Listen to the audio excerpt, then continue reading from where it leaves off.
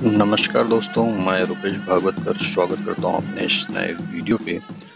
और इस वीडियो के माध्यम से हम जानेंगे बस्तर दशहरा के प्रमुख पूजा विधान के बारे में।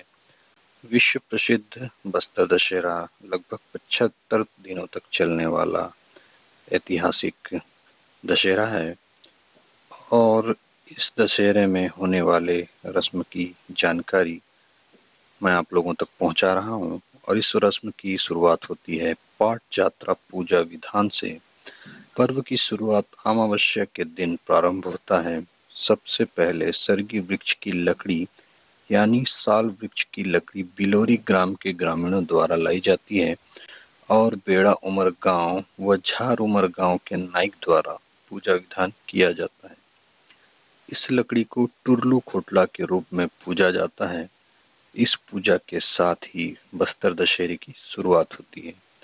फिर लगभग 40 दिनों बाद दूसरी रस्म होती है जिसे कहते हैं डेरी गड़ाई पूजा विधान। सिरहासार भवन में बस्तर दशहरा प्रारंभ हेतु डेरी गड़ाई विधान किया जाता है। बीरनपाल के ग्रामीणों द्वारा साल लकड़ी लाया जाता है। डेरी गड़ाई रस्म में साल लकड़ी की पूजा प्रधान पुजारी द्वारा की जाती है। इसके बाद लगभग 16 दिनों के बाद होती है काछन गादी पूजा विधान।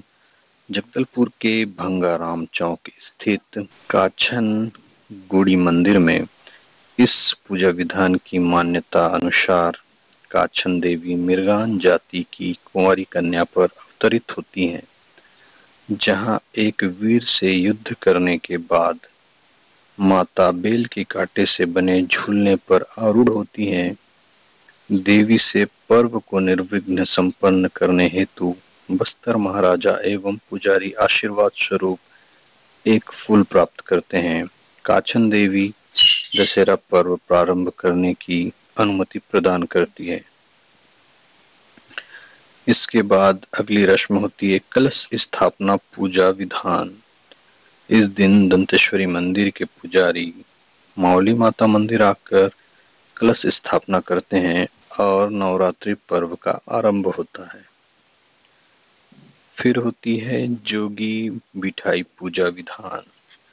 कलश स्थापना के दिन ही ग्राम बड़े आमावाल के जोगी परिवार के व्यक्ति द्वारा मावली माता मंदिर से परंपरा अनुसार पूजा पाठ कर तलवार प्राप्त कर 9 दिनों तक केवल गर्म पानी के सहारे ही एक ही स्थान पर बैठकर जोगी बिठाई रस्म को पूर्ण करने हेतु आशीर्वाद लेकर सिरासार भवन में 9 दिनों तक निराहार रहकर पर्व को निर्विघ्न समाप्ति हेतु उपासना करता है।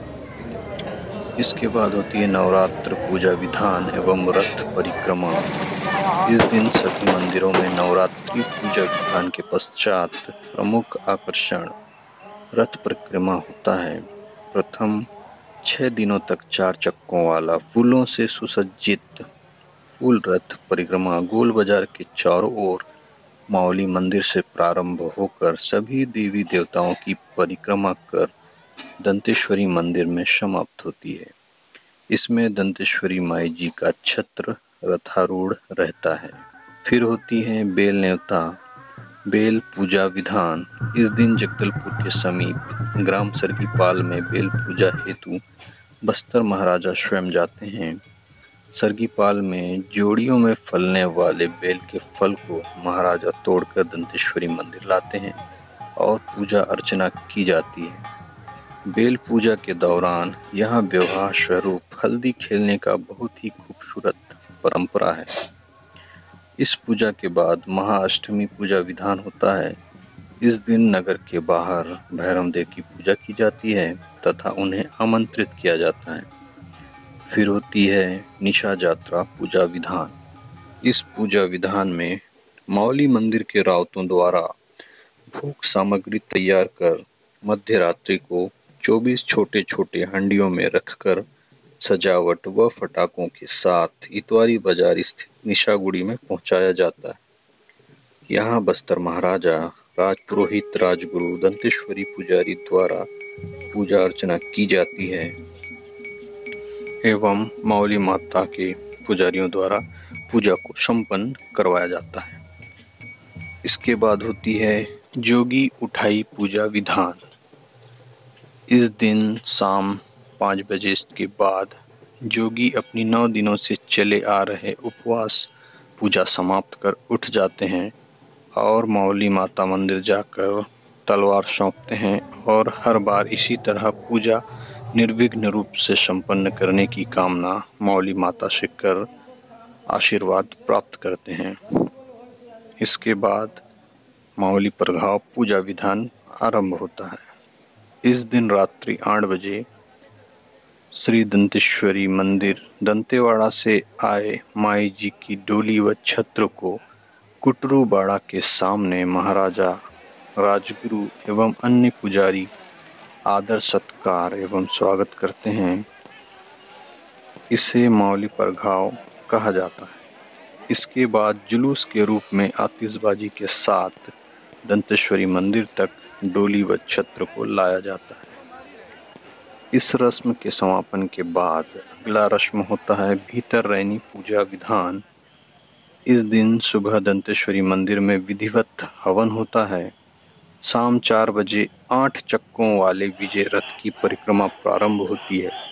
इसे किलेपाल परगना के माड़िया जनजाति के लोगों द्वारा खींचा जाता है और नगर से लगभग 3 किलोमीटर दूर स्थित उमड़ा कोट खींच कर ले जाया जाता है। इसे भीतर रैनी कहा जाता है। इस रस्म के समापन के बाद होता है बाहर रैनी पूजा विधान।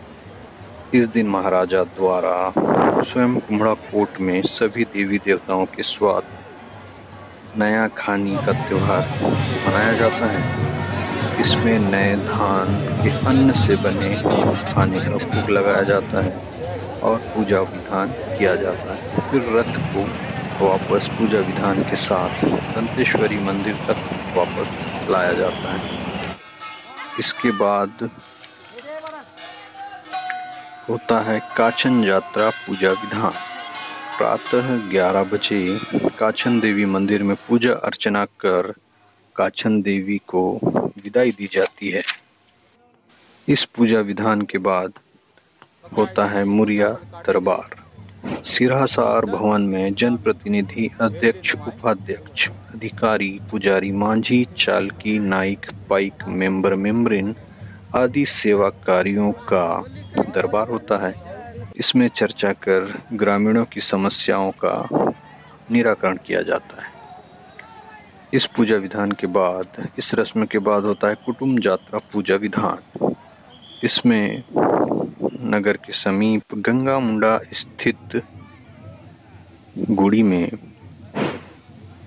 आसपास के विभिन्न ग्रामों से आए देवी देवताओं की पूजा की जाती है और सभी देवी देवताओं को विदाई दी जाती है। इसके बाद सबसे अंतिम रस्म श्री मां दंतेश्वरी मावली माता की विदाई का रस्म होता है। इसमें दंतेवाड़ा से आई माई दंतेश्वरी की डोली व छत्र को जगदलपुर वासियों एवं बस्तर राज परिवार द्वारा ससम्मान विदाई दी जाती है और मां दंतेश्वरी से यह कामना की जाती है कि माता रानी अपनी कृपा बस्तर वासियों पर हमेशा बनाए रखे। इस तरह विश्व प्रसिद्ध बस्तर दशहरा का समापन होता है। तो आशा करता हूँ आप लोगों को विश्व प्रसिद्ध बस्तर दशहरे की जानकारी अच्छी लगी होगी।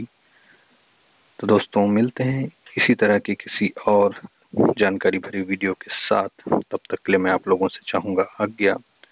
जय मावली माता, जय मां दंतेश्वरी, जय बस्तर, जय छत्तीसगढ़।